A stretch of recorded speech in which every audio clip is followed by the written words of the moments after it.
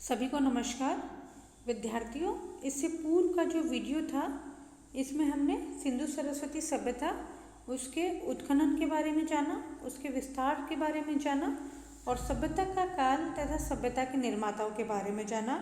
और हमने जो वीडियो है इससे का जो पहला भाग था उसमें सिंधु सरस्वती सभ्यताओं के बारे में हम जान रहे थे, जिसमें हमने सिंधु सरस्वती सभ्यता है उसकी सड़कें और गलियों तक पढ़ लिया था। अब हम पढ़ेंगे सिंधु सरस्वती सभ्यता का भवन निर्माण के बारे में। तो सिंधु जो सरस्वती सभ्यता के भवन निर्माण है, यानी कि जो उसके प्राचीन स्थल है, उसकी खुदाई में उस समय भवन निर्माण कला के बारे में हमें पर्याप्त जानकारी मिलती है। और विद्यार्थियों, एक बात सबसे बहुत इम्पोर्टेंट है, इन नगरों की मतलब सबसे बड़ी विशेषता ये थी कि जो इसके दरवाजे थे और जो खिड़कियाँ थी वो उनका जो खुलने का जो आधार था या वो जो खुलते थे वो मुख्य मार्ग पर न हो करके अपितु गलियों में या सहायक सड़कों पे खुलते थे। तो कुछ इतिहासवेत्ताओं का मानना था कि यदि अगर मुख्य जो द्वार है यदि मेन सड़क पर खोल दिए जाएंगे तो यातायात से होने वाला जो प्रदूषण है उसका सामना उनको करना पड़ेगा, इसलिए मुख्य जो द्वार है वो पीछे की साइड खोले जाते थे। और खुदाई में सभी प्रकार के भवनों के जो अवशेष मिले हैं, जिसके अंतर्गत छोटा मकान है वो लगभग 30 फीट लंबा और 27 फीट चौड़ा माना गया है, और जिसमें लगभग 4 से 5 कमरे होते थे। बड़े मकान जो होते थे इन छोटे मकान से लगभग दुगने होते थे, जिसमें ऑब्वियसली कमरों की संख्या भी अधिक होगी। हड़प्पा की अपेक्षा मोहनजोदड़ो में जो मकान है वो अधिक बड़े मिले हैं तथा जो ध्वंस अवशेष हैं उसके बाद भी वो संरक्षित है।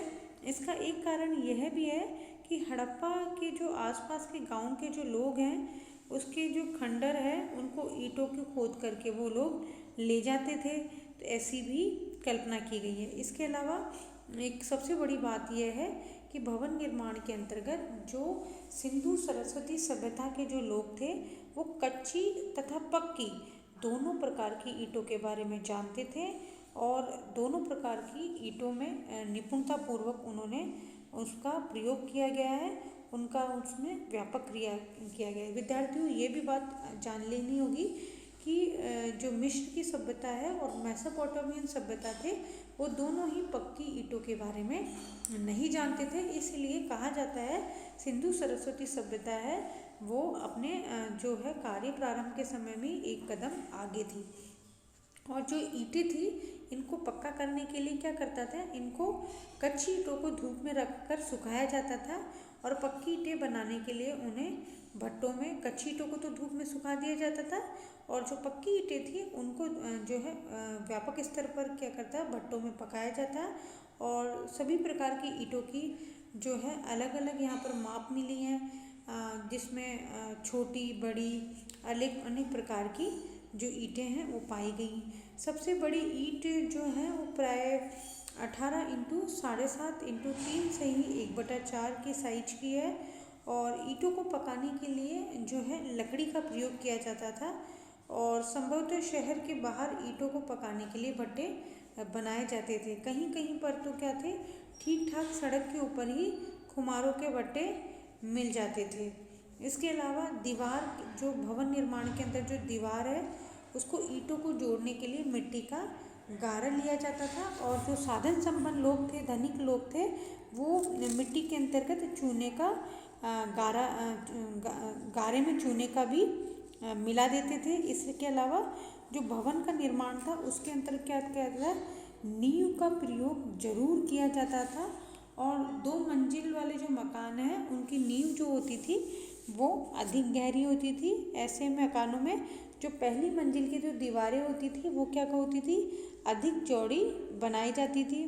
इसके अलावा दीवारों पर प्लास्टर भी किया जाता था, ऐसा जो है देखने को प्राय मिला है।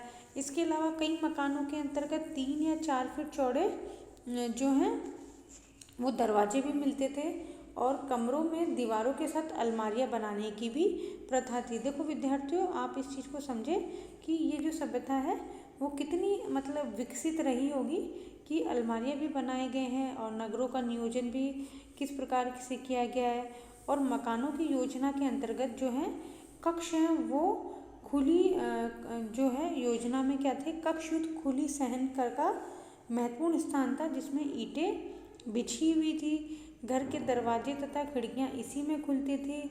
जो आंगन था जो अत्यंत खुला हुआ रहता था वो एक छाए हुए जो है कोने में रसोई घर होता था और निचली की जो मंजिल है उस पे भंडार गृह, कूप तथा गृह स्नानागार होते थे। तो इस प्रकार से जो भवन निर्माण है जो अत्यंत ही विकसित था। फर्श भी अंतर्गत है, उसको मिट्टी या गोबर से लिया जाता था, पक्का बना लिया जाता था। दीवारों में छेद करके उसमें क्षैतिरे भी लगाए जाते थे।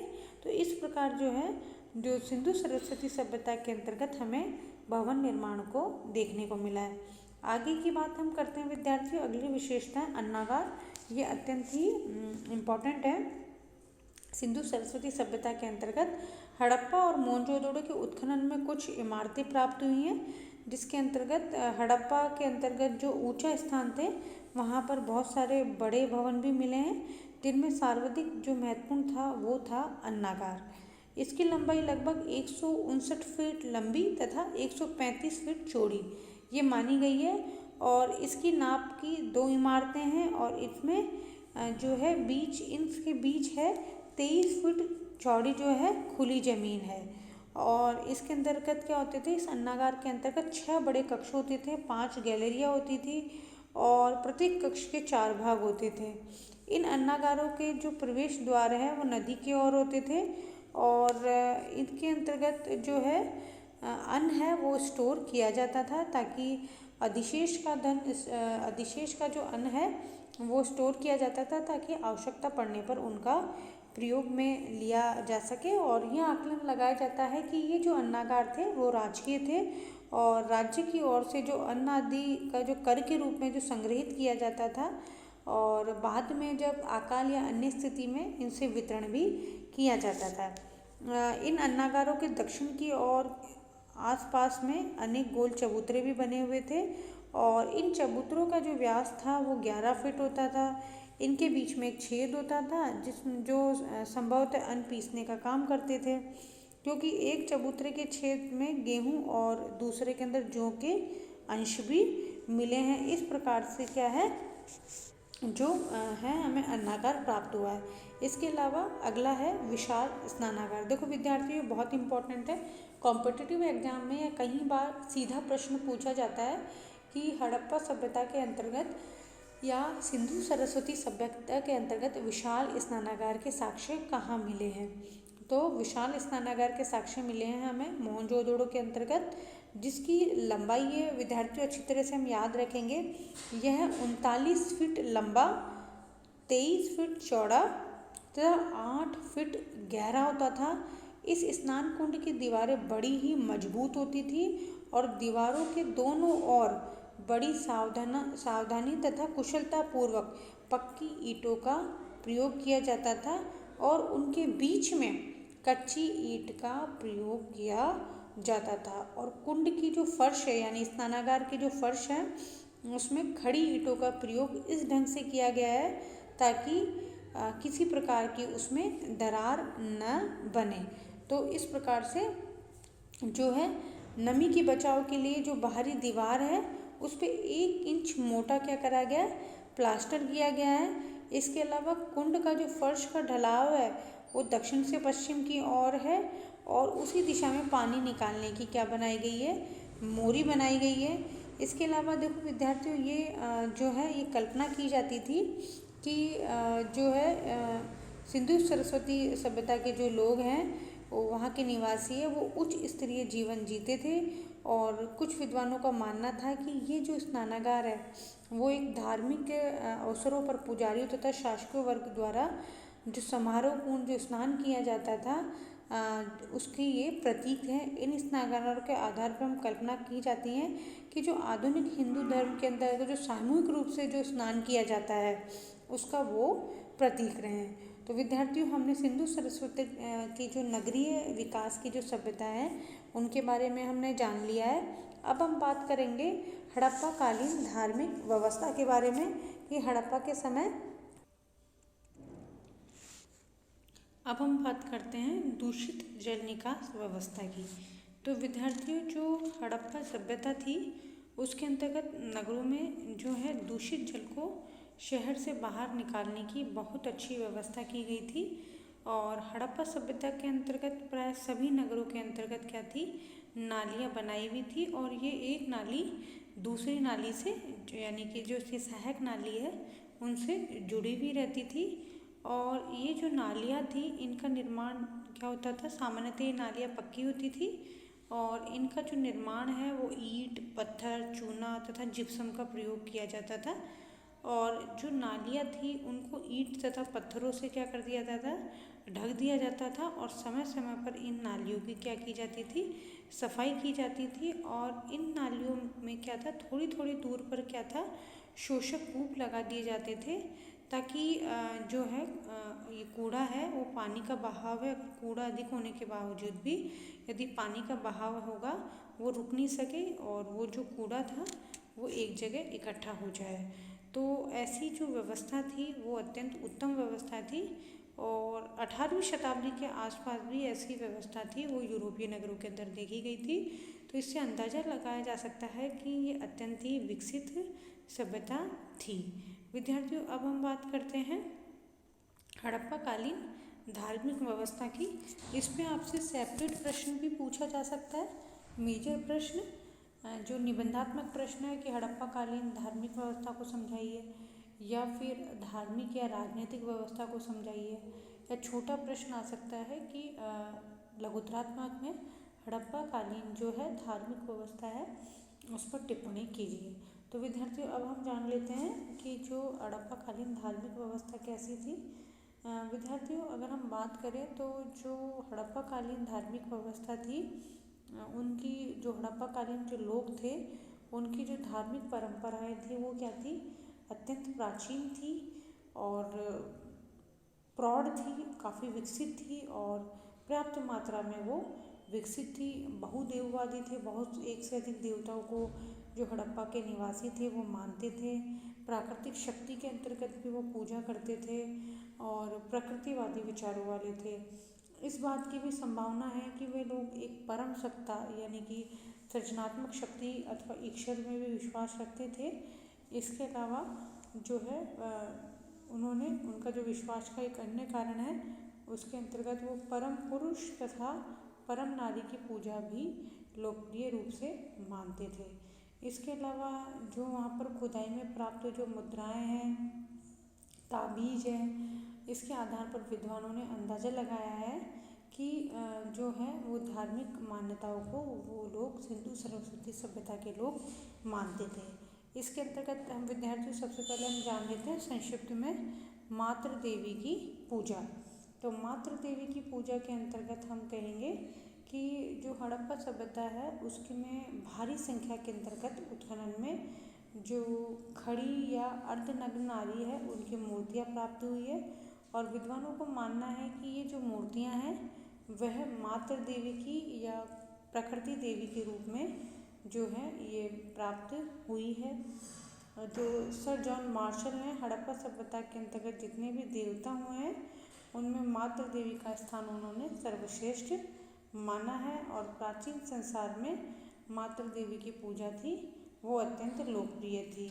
और इस प्रकार की जो मूर्तियां हैं वो ईरान, मेसोपोटामिया, सीरिया, मध्य एशिया, एशिया माइनर तथा पश्चिम के देशों के अंतर्गत भी मिली है। दक्षिण भारत में भी ऐसी मूर्तियां मिली है, जिससे आगे जाकर के हम देखेंगे कि जो ऋग्वैदिक काल है उसमें भी प्रकृति, पृथ्वी और अदिति को मातृ पूजा के रूप में उल्लेख किया गया है।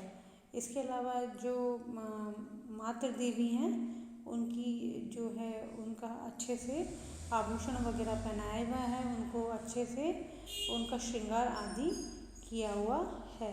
तो विद्यार्थी मातृ देवी की पूजा है उसके अंतर्गत हड़प्पा सभ्यता के अंतर्गत उनको माना है, आधार दिया गया है। इसके बाद परम पुरुष की उपासना। तो हड़प्पाकालीन जो स्थल है उसकी खुदाई के अंतर्गत एक ऐसी मुद्रा मिलती है जिसके अंतर्गत एक नग्न व्यक्ति है वो योग मुद्रा के अंतर्गत चित्रित किया गया है।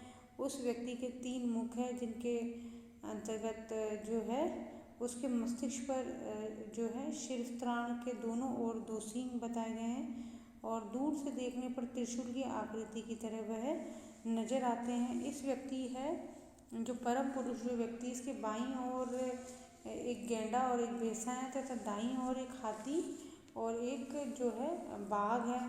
आसन के नीचे एक हिरण बैठा हुआ है। इस प्रकार की जो है मूर्ति मुद्रा है उसके अंतर्गत अंकित किया गया है। इन सभी विशेषताओं से यह आधार लगाया जाता है कि ये जो मुद्रा पे जो अंकित है वो भगवान शिव है, क्योंकि शिव को योगीश्वर, त्रिशूलधारी, पशुपति, त्र्यंबक, त्रिनेत्र आदि कहा गया है। और इस खुदाई में एक अन्य मुद्रा भी मिली है जिस पर योगासीन व्यक्ति का चित्र है और चित्र के दोनों ओर एक एक नाग और सामने 2 नाग बैठे हैं। विद्वानों का मानना है कि नागों से घिरा हुआ योगी का चित्र भगवान शिव का है, क्योंकि वो भी अपने गले के अंतर्गत जो है नाग धारण करते हैं।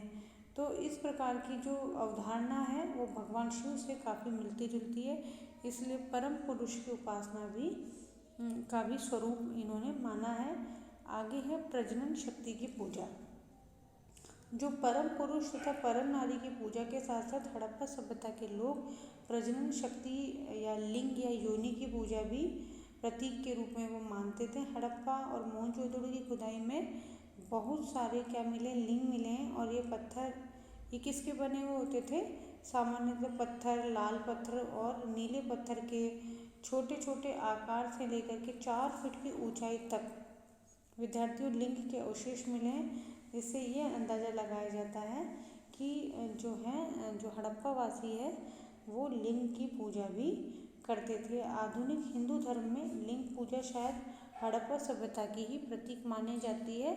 यदि हम बात करेंगे अलग से, जब इसका हिंदू सरस्वती सभ्यता को हम कंसाइज करेंगे तब हम पढ़ेंगे कि पूछा गया प्रश्न है आरएस में कि हिंदू सरस्वती सभ्यता के वर्तमान में प्रासंगिकता को समझाइए। तो प्रासंगिकता में हम यही कहेंगे एक बात कि जो लिंग पूजा है वो पहले भी थी और वर्तमान में जो लिंग पूजा है वो हड़प्पा सभ्यता की देन है। यद्यपि ऋग्वेद काल में लिंग पूजा का तिरस्कार का उल्लेख मिलता है, लेकिन लिंग की आकृति के जो पत्थर मिले हैं उन्हें पूजा का प्रतीक नहीं समझना चाहिए। संभवतः उससे कूटने पीसने का काम भी किया जाता होगा, ऐसा जो है मेके महोदय मानते हैं। जैसा कि आजकल जो मूसल तथा लोड़े हुए बट्टे लिए जाते थे, तो जो मेके महोदय हैं इसने जो प्रजनन शक्ति की पूजा है उसका खंडन किया है। इसके अलावा जो है ये हड़प्पा सभ्यता के जो लोग हैं वो पशु पूजा भी करते थे। हड़प्पा सभ्यता के अंतर्गत जो है पशु पूजा में भी वो लोग विश्वास करते हैं, क्योंकि कुछ मुद्राओं पर क्या है बैल का चित्र मिला है और खिलौने के रूप में भी क्या है बैल मिली है। मोहनजोदड़ो के अंतर्गत कुबड़े वाले भैंसा हैं उसके साक्ष्य मिले हैं। इसके अलावा मुद्राओं पर हाथी, बाघ, भेड़, बकरी, गैंडा, हिरन, ऊंट, गिलहरी, तोता, मोर, बतख आदि जो हैं पक्षियों के चित्र मिले हैं, जिससे ये अंदाज़ा लगाया जाता है कि हड़प्पा सभ्यता के अंतर्गत पशु पूजा भी की जाती थी। प्रतीक मुद्रा या प्रतीक पूजा के जो चिन्ह हैं वो भी मिले हैं, जैसे कि उत्खनन में जो प्राप्त जो अवशेष हैं उस पर सींग, चक्र, स्वस्तिक आदि के चित्र मिलते हैं, जिससे ये अंदाज़ा लगाया जाता है कि इन चिन्हों का भी कोई ना कोई धार्मिक महत्व होगा। संभवतः ये चिन्ह किसी देवी देवताओं के प्रतीक रहे होंगे या किसी धार्मिक भावना के प्रतीक के रूप में इनकी पूजा की जाती होगी। और कुछ विद्वानों का मानना है कि ये उस समय लोगों के अंधविश्वास के प्रतीक रहे होंगे, जिनके माध्यम से ये लोग रोग व्याधि को दूर भगाया करते थे। कुछ मुद्राओं पर अंकित जो चित्र है उसमें नर नारियों के सींग से उसे दिखाया गया है। तो इस प्रकार स्तंभ, चक्र, स्वस्ति आदि का प्रदर्शन भी का भी क्या है धार्मिक महत्व रहा होगा। इसके अलावा जो है धार्मिक प्रथाएं के मुद्राओं पर अंकित जो देवी देवता हैं उनके चित्रों पर जो है प्रतीकों को अंकन के रूप में लिया गया है। और हड़प्पा सभ्यता के निवासी साकार उपासनावासी थे, वो निराकार स्वरूप को नहीं मानते थे, इसलिए मूर्ति पूजा प्रचलित रही होगी। और वे लोग अपनी मूर्तियों को कहाँ प्रतिष्ठित करते, इसका जो उत्तर है वो क्या है, विवादास्पद है। अनेक प्रकार की जो है धार्मिक प्रथाएं हैं, जैसे कि एक नर्तकी मिली है जिसके अंतर्गत नग्न रूप से वो मिली है, तो देवदासी प्रथा के रूप में भी उसका परिचय मिला है। इसके अलावा समाज के अंतर्गत संगीत तथा नृत्य है, उसके माध्यम से देवताओं को प्रसन्न किया जा सकता है, ऐसी भी जो है कल्पना की गई है। इसके अलावा अंत में जो धार्मिक विशेषता है उसमें है मृतक संस्कार। मृतक संस्कार के अंतर्गत मोहनजोदड़ो में कोई भी शव या समाधि नहीं मिली है। हड़प्पा में अनेक समाधियाँ मिली हैं और कालीबंगा के अंतर्गत कुछ कब्रें मिली हैं, और जिनमें शवों को जो सिर है अधिकतर उत्तर दिशा की ओर रखा जाता था। और आज भी जो है हिंदू समाज के अंतर्गत मरने के पश्चात सिर को उत्तर दिशा में रखा जाता है। और शवों के साथ साथ जो विविध आभूषण हैं, वस्त्र हैं, वस्तुएं वो भी मिलती है, जिससे अनुमान लगाया जाता है कि सिंधु सरस्वती सभ्यता परलोक के जीवन में भी विश्वास रखते थे। हड़प्पा सभ्यता के केंद्र पर जो है समाधियाँ जो हैं वो प्राप्त हुई हैं। हड़प्पा के अंतर्गत 3 प्रकार से शवों का जो है शवाधान किया जाता था। पहला पूर्ण समाधि, फिर है जो है अपूर्ण या आधी जो है जिसके अंतर्गत क्या है, जो शरीर है उसको पूर्ण मृत शरीर को समाधिस्थ किया जाता था। दूसरी है आंशिक जो है समाधि, जिसके अंतर्गत शव को पशु पक्षी के साथ खाने के बाद, बचने के बाद उसके मिट्टी के पात्र में रख करके उसे गाड़ दिया जाता था। इस प्रकार की समाधियाँ वहाँ पर भी प्राप्त हुई है।